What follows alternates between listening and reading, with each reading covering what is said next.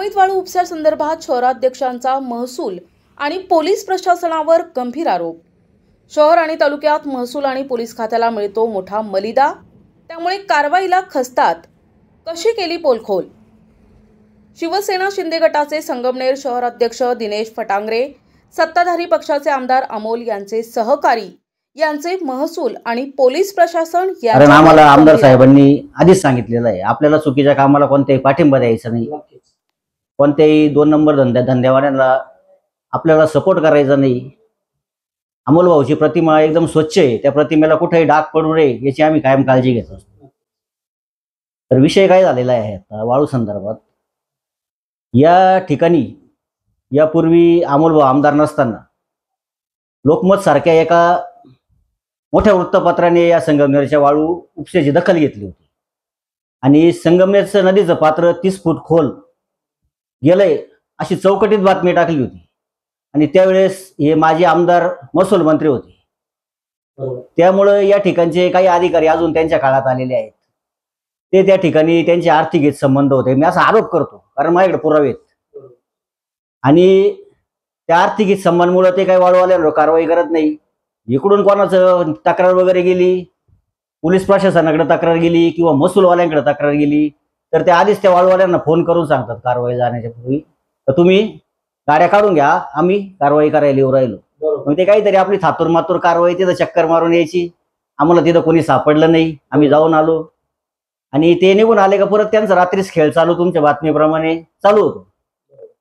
ह्या वाळू उपशाचा विषय असा आहे, तो जो प्रवरेचा पूल आहे तो इंग्रजांच्या काळातला आहे, म्हणून तो आज टिकलेला आहे। तिथली परिस्थिती संगमनेरच्या पर्यावरण प्रेमी लोकांनी जाऊन पाहावं एकदा त्या पुलाची आज काय अवस्था आहे।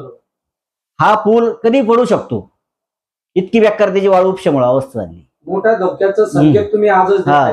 नाही होऊ शकतं ना, मी स्वतः रिअल, मला लोकांनी पण तिथून व्हिडिओ काढून पाठवले, काही समाज माध्यमातूनही ते व्हिडिओ व्हायरल झाले, तुम्ही पाहिलं असं। म्हणजे जर एवढा जर रात्रंदिवस वाळू उपसा चालू असून या ठिकाणी ते काही लहान गोष्ट नाही ना भाऊ, असं गपचिप खिशात घालून नेली, रात्रंदिवस वाळूच्या गाड्या राजरोज चालतात, त्याच्यावर रील येतात। म्हणजे यात आमदारांच्या नाव, आमदारांची प्रतिमा, विद्यमान आमदारांची कुठंतरी खराब करण्याचं, त्यांच्या नावाला थोडं बदनाम करण्याची काही शक्ती या ठिकाणी कार्यरत आहेत का काय, अशी आम्हाला आता शंका यायला लागलेली। थोडंसं थांबवतो आणि मागे घेतो तुम्हाला पुन्हा।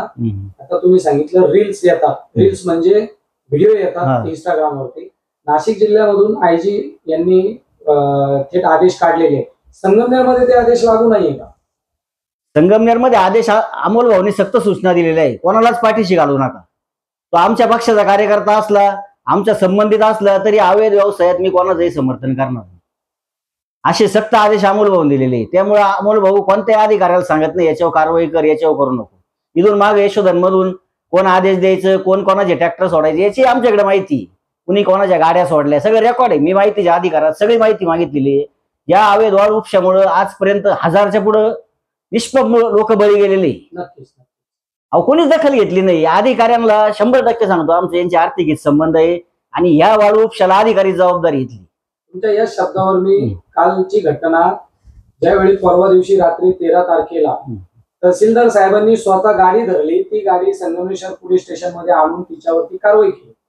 काल आम्ही पत्रकार त्या ठिकाणी गेलो, त्यांना जाब विचारला आणि त्यांना सांगितलं की याची बाईट्स तुम्ही द्या, जशी आज तुम्ही माहिती देताय कॅमेरा ऑन कॅमेरा, बरोबर असं त्यांना सांगितलं का तुम्ही माहिती द्या। तर त्यांनी गिरी म्हणून नायब तहसीलदार आहे त्यांच्यावरती ते लोटलं आणि त्यांनी तिथं फक्त ड्रायव्हरचं नाव उघडपणे सांगितलं, मात्र इतर कुठलीही माहिती, मालक कोण, काय धरली, कशी कारवाई करणार, याबद्दल काय वाटतं तुम्हाला?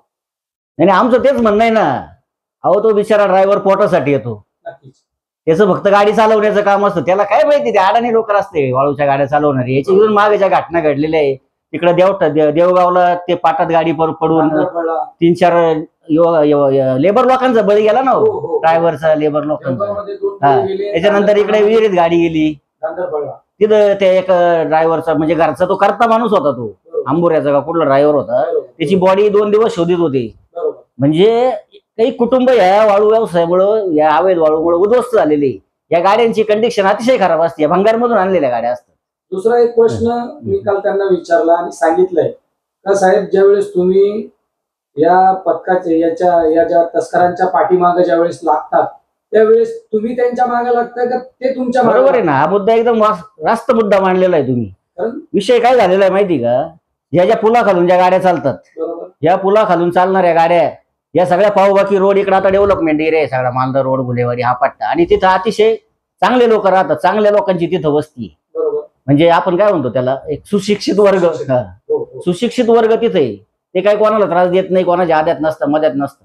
पण तिथं रात्रभर हे वाळू तस्कर गिरट्या घालत राहतात. तहसीलदार तिथं महसूलचे काही तलाठी वगैरे राहिला असतील, बरोबर.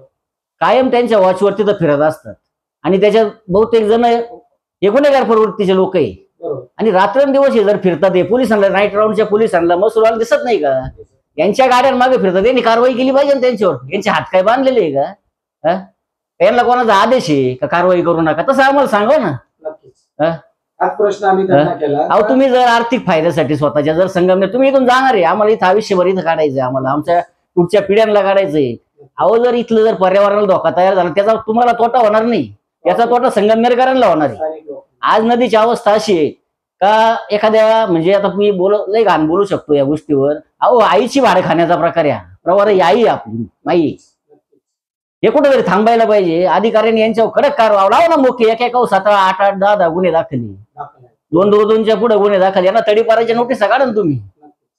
मोकासारखी एखादी कडक कारवाई करा. नाशिक जिल्ह्यात जी आता गुन्हेगारांना जी धिंड काढली तशी धिंड काढा यांच्या.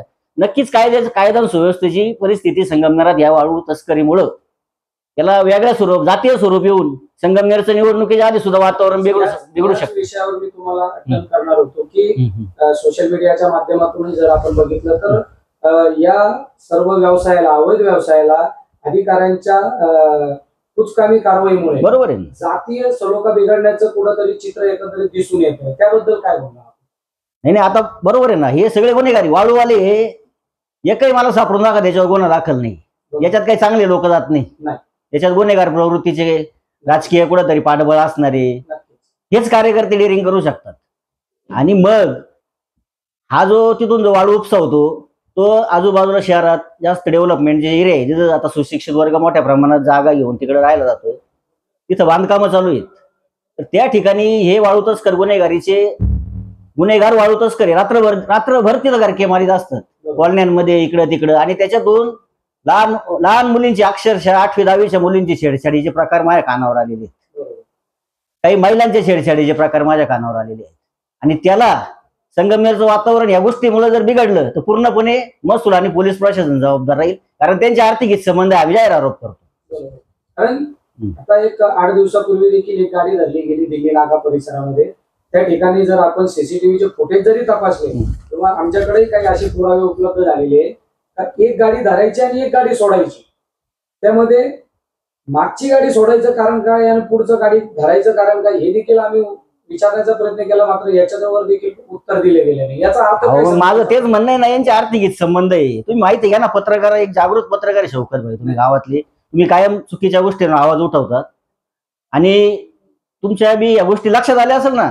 आता समजा मी चोरी केली, माझ्याबरोबर दुसरा चोर असला, बरोबर, मग मला धरायचं आणि त्याला सोडून द्यायचं, म्हणजे तो काही तर त्यांचे आर्थिक संबंध असल्याशिवाय सोडून देणार आहे का? गुन्हे सारखेच आहे ना. 4 दिवसापूर्वी म्हणजे मागच्या आठवड्यात. आणि वेळेला हे पैसे कोण गोळा करतं, पोलिसांचे, महसूलचे, याचे सुद्धा माझ्याकडे पुरावे, हे सुद्धा मी समोर आणू शकतो. परंतु मला अमोल भाऊनी काही सूचना दिलेल्या आहे, त्यांना आपण त्यांचे अमोल भाऊ स्वतः कारवाई करणार आहेत असं मला शब्द दिलेला आहे. मला काय पुरावे द्यायचे ते अमोल भाऊकडे दिलेले आहे, आमदार साहेबांकडे. नक्कीच आपण शेवटी काय आवाहन करणार जनतेला आणि जे महसूल आणि पोलीस प्रशासन यांना काय आवाहन करणार? आम्ही जनतेला आता महसूल प्रशासनाला आणि त्या पोलीस प्रशासनाला काय आव्हान करू शकत नाही. आम्ही थकलोय त्यांना सांगू. त्यांचे ज्यांनी काही म्हणजे ते काहीतरी थातूर मातूर कारवाई करायची, मोठा आव्हान आणायचा, निघून जायचं, यांना आपल्याला सगळं माहिती आहे. अहो, यांचे सीडीआर चेक करा तुम्ही, यांच्या रात्रीच्या तलाठी फिरताना. अहो, यांचे सगळे वाळवाल्यांचे नंबर आहे, यांचे कॉल रेकॉर्डिंग चेक करा मागणी करून अधिकाऱ्यांनी. याच्यात जर वाळवाल्यांचे फोन नसले रेकॉर्ड म्हणजे आलेले यांना किंवा गेलेले, तर मी राजकारणातून संन्यास घेईल. नक्कीच फार मोठा शब्द देत आहे आणि तो एकदम पुरावे निश्चित येत आहे आणि ते तसंच सिद्ध होणार आहे, कारण त्यांच्याकडे रेकॉर्ड निघणार आहे. तुम्ही राजकीय काही संन्यास घेणार नाही, मात्र त्यांना त्यांच्या नोकऱ्या त्यांना. आणि दुसरा विषय, याच्यामुळे संगमनेर शहराची कायदा आणि सुव्यवस्था बिघडू शकते. अधिकाऱ्यांनी परिस्थिती हाताबाहेर जायच्या आधी याच्यावर कडक कारवाई करून या व्यवसाय निदान शहरालगतचे तरी कायम बंद केले पाहिजे. जिथून आपल्या रहदारीचा एवढा मोठा पूल इंग्रजांनी आपली एक वास्तू आहे, ऐतिहासिक वास्तू आहे, तिला सुद्धा याच्यामुळे धोका निर्माण झालेला आहे. इकडे कसरवाडी गुंजाळ आपलं या खांडगाव या भागात. त्याच्यानंतर तुम्ही आता काय विषय म्हटले होते ना, आणि पोलीस, अहो पोलीस आता जर पोलिसांना जर हप्ते चालू आहे तर ते टाळाटाळच करणार ना, कारण त्यांनी हप्ते घेतलेले असतात ना, ते बांधलेले असते त्यांना. असा विषय येतो. म्हणून ते पोलीस आता त्या बसवाल्यांनी ते तहसीलदार शेवटी सगळ्यात मोठा अधिकारी तालुक्याचा, तो पूर्ण तालुका त्यांचे डिपार्टमेंट सगळे अंडरमध्ये असतात. त्यांनी या पोलीसच्या अधिकाऱ्यांना DYSP सूचना दिल्या पाहिजे, आम्हाला संरक्षण द्या. मागच्याच आठवड्यात सॉरी काही 15-20 दिवसापूर्वी तुमची परिसरामध्ये कारवाई केली होती तहसीलदारांनी, त्याच्यावरती दंडात्मक कारवाई केली.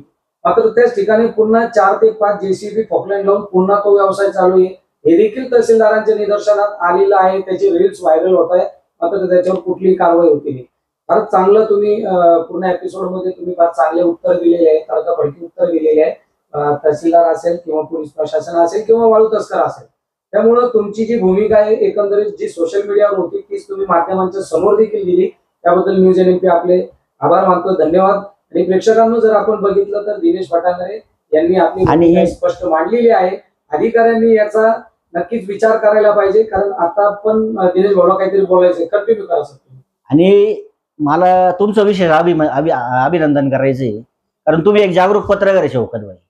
नाही तर माझी ही मुलाखत घ्यायला दुसऱ्या पत्रकाराची हिंमत नसती झाली, असं माझं मत आहे बरं का वैयक्तिक. कारण तुम्ही या प्रश्नावर कायम सातत्यानं आजपर्यंत मी पाहत आलेलो आहे, या प्रश्नावर तुम्ही सातत्यानं कायम तुमचा आंदोलन बातम्यांच्या माध्यमातून चुकीच्या विषयांवर तुम्ही कायम प्रकाश टाकतात.